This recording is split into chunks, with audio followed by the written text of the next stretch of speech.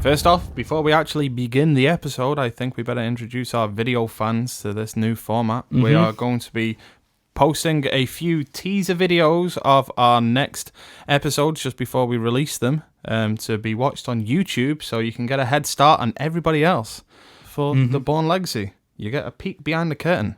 Okay, so notes at the ready.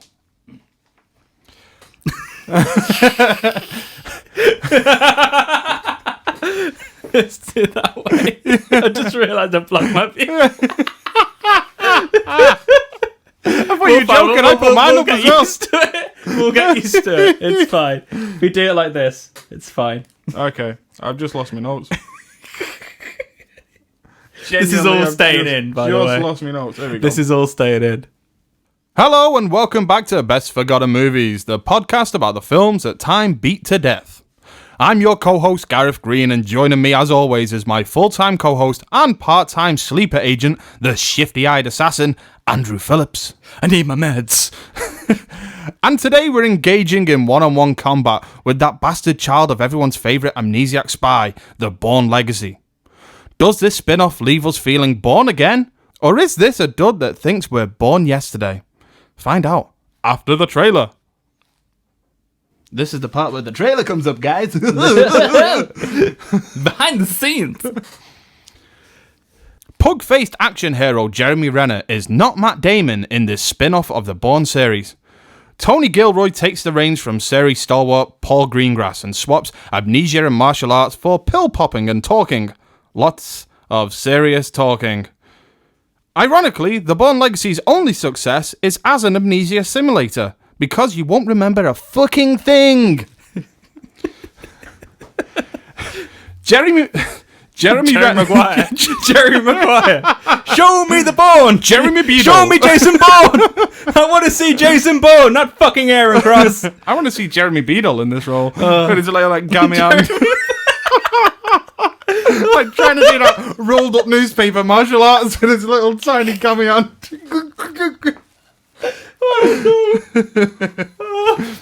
We're only like 2 minutes in. We're talking about Jeremy Beadle. We've even got after the script. Oh god. Okay. Jeremy Renner is expert wolf puncher Aaron Cross, a medicinally enhanced secret agent who finds himself on the run from the very organisation that trained him. Will he escape their clutches and reveal the corruption within the American military? These are just some of the interesting questions the film simply isn't interested in answering. Now, with Paul Greengrass and Matt Damon back in the Bourne series with this week's Jason Bourne, Andy and I thought it would be a good idea to revisit this black sheep of the Bourne series. So, Andy, tell us a little bit about why we nominated the Bourne Legacy for consideration on Best Forgotten Movies. Yeah, so obviously Jason Bourne. Yep. Jason Bourne. Jason, coming out. The real Bourne. Yeah, which is a big deal.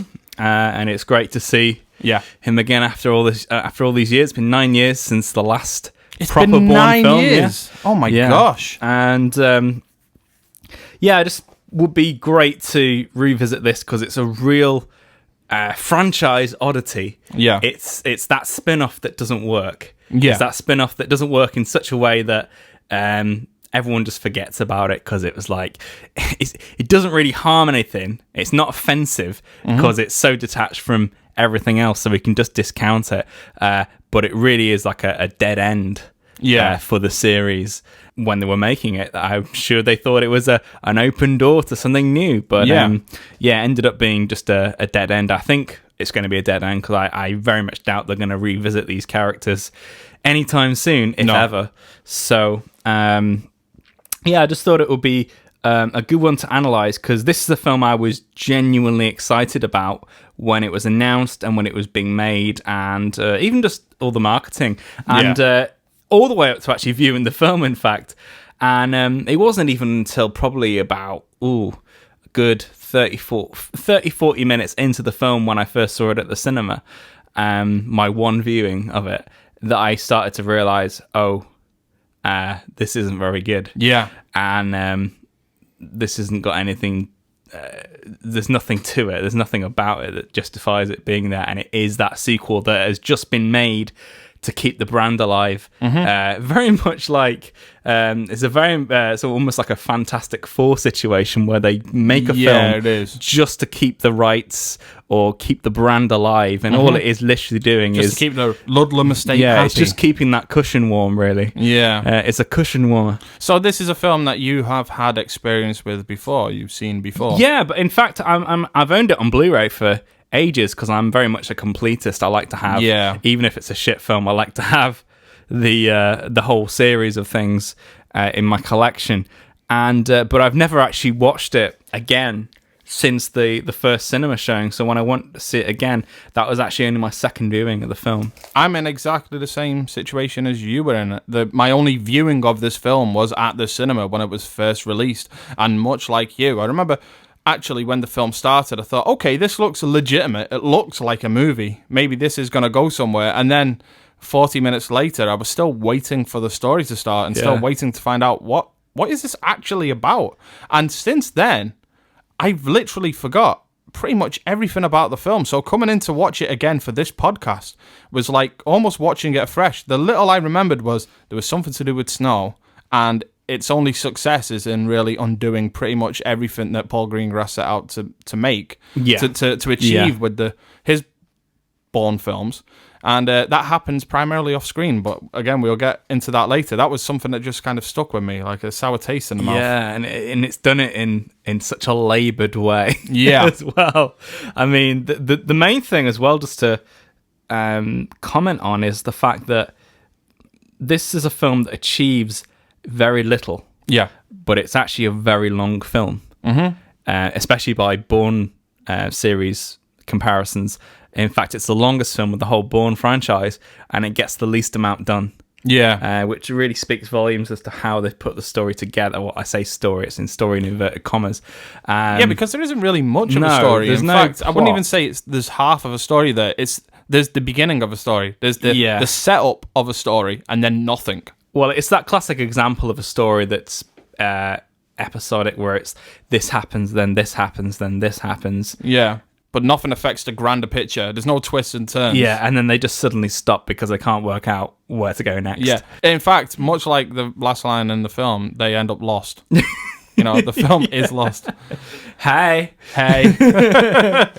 But it's a real oddity, and it's one of those things, and I'm pretty sure many people, when they saw this at the cinema, when you actually get to the end of the film, it's just like, what have I just been watching? What was all that about? As soon as that sort of it's like, that's the film? Yeah. Really? It's a real fuck off moment when the moment that extreme wave starts. Yeah, it's like, we're done, go away. I'm spent. That's as much as we could do, folks. But so it's a really strange viewing experience. I'd say for a mainstream film, probably one of the oddest I've encountered in my film life, I'd say, just in terms of how much it promised, because I was genuinely excited by this film, and I had no issue with them actually doing a film of this type, in terms of a film that doesn't feature your main hero and just sort of expands the universe a lot more. In a way, it's very similar to, say, Star Wars Rogue One. Yeah, in the way that it expands the universe without focusing on the classic characters. It does something else. It does it goes down a different way. And I did genuinely like the idea that it would be taking place at the same time. For part of the same time that Bourne Ultimatum was taking place. I thought that was a really interesting idea on paper. Yeah, obviously fails in practice completely, but. I thought some of the ideas that they were bringing forward to this, and also the fact that that some of the cast is great as well, it got me really excited. And even the trailers were like, "Oh, this could be interesting." Yeah, I mean, this was a film that I was genuinely excited to see. The Bourne series has always been one that I was like really a fan of. Yeah. And I think I introduced you to the Bourne series. Yeah, in fact, this is the very first Bourne film I went to see at the cinema. Sadly. Yeah. But. Yeah, and it was such a disappointment for me. It was a profound disappointment. Yeah. But it's strange in a way that it's so forgettable that I've even forgotten to hate it. Yeah. Because it is a film that I should hate. It does a lot wrong, and it undoes. I think it undoes a lot of what Greengrass set out to do, and I should hate it, and yet it's blandness overcomes that. Yeah, but I think the other reason we don't hate it is because it's not set a precedent. Yes. This is a real odd one out. I very much doubt that they're going to make a continuation to this film. I'd be very surprised if they did. And also the fact that because the Bourne series has not just been left on that odd note, it's now coming back as Jason Bourne. I feel like ever since that was announced, the animosity I have towards this film has dwindled quite a lot, because it's like, it's there, but it can be ignored. Yeah. If you want it to. Yeah, definitely. And at the end of the day, the original Bourne trilogy is so well put together and kind of self-contained. Like, it does definitely have an end. Yeah. In Ultimatum. I mean, that was originally meant to be the end of the series. That you can just discount it completely if you want to.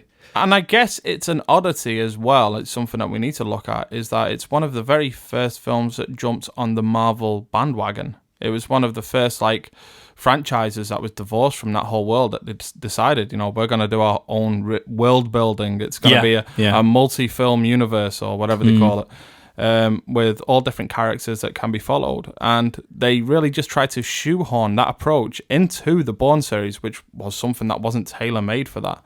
So I think it's going to be interesting in future to look at this film as part of that world, as part of that realm, when Hollywood wasn't sure what to do with this new way of telling films, telling stories in film. Yeah, and I think it's that element as well that robs the film of any purpose. It doesn't really know what it wants to say about stuff, really, because it's got a few ideas here and there, not enough ideas, to be honest, but it's got a few ideas. None of them are developed at all.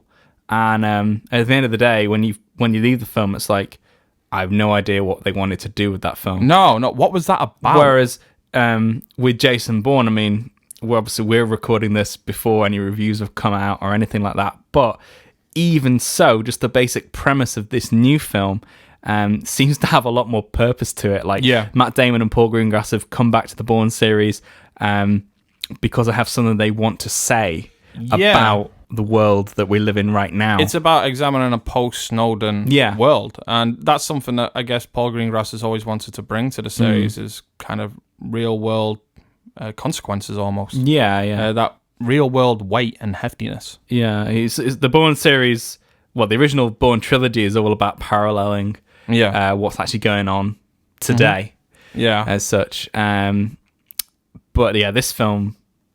It's strange. Even that goes as far back as the Bourne Identity. Because when I was watching it, there's a couple of references to the NSA and that whole thing that Snowden revealed. Was that the government was listening in to everybody's phone calls and things like that. And there's a couple of references to that in Identity, which I guess at the time was very much part of like conspiracy theories, but not actually revealed in the kind of extensiveness as has been since. Because at the end of the day, with Jason Bourne, the film, it's like, you could have just left it alone, but obviously it's something that they think that this is a story that's important enough to tell. And I'd be very interested to see how they reintegrate Bourne into this world, because it's a world that's moved on quite significantly since we last saw him. And it's a world that's essentially forgotten Bourne.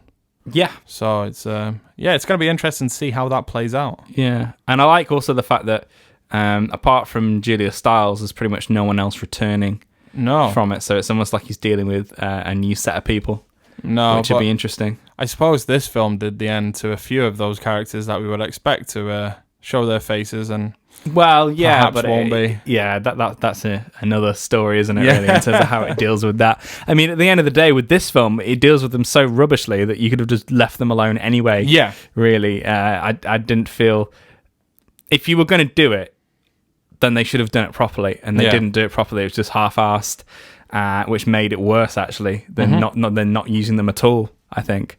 Because that element of the story really excited me, and they really dropped the ball on that aspect of the film, that aspect of the story the whole parallel action thing. I mean, they go on about it in the documentary. It's like, yeah, just through that door, there's a much better film going on. That was my thing. It's like, just out of frame, there's a much better film. It's just constantly reminding you that you could be watching something that's just so much better than what we're actually sat here watching. Yeah. And it's like you say, it's just through that door. It's just out of shot. It's in a way just at the other side of this town. Yeah, in a way they kind of set themselves up for failure there, because you're thinking, oh yeah, the Ultimatum's going on at the same time. Yeah. I could be watching Ultimatum right now. And because Ultimatum is such a great film anyway. I mean, it's not my favourite of the whole Bourne series. It's probably Supremacy that connects with me the most, but I'd say it's my second favourite by a little tiny smidge. In fact, Supremacy and Ultimatum are almost like one big long film anyway. Yeah, it feels that way. Yeah.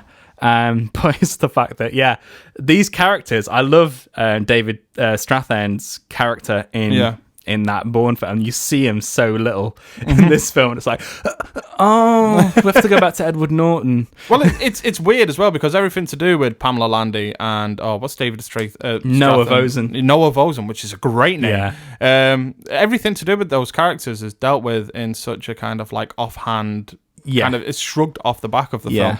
Yeah. And the little glimpses we're given, that should be a film in and of itself. Oh yeah, definitely. And it's off screen. It's off screen, much like, I guess, most of the interesting action in this film is off screen. It's happening elsewhere. And I guess the problem with this whole parallel idea is that the Ultimatum has consequences that are felt in this film, but this film doesn't have consequences that are felt in any other way. It doesn't kind of reverberate back into the other series. There's nothing that suddenly reveals that, so this is that thing from the Bourne series. You know, it never comes full circle in that way. Yeah. And in a way, it does feel like a nothing film in that way. It goes off on a tangent and doesn't actually go anywhere or do anything. No. Okay, so I think that is all we're going to say for now on the video. So if you wanted to hear the rest of this great stuff here, you're going to have to listen to the podcast out this Friday. Gonna have to. You're going to have to. It's such a you chore. will do. Such a chore. Thanks for watching.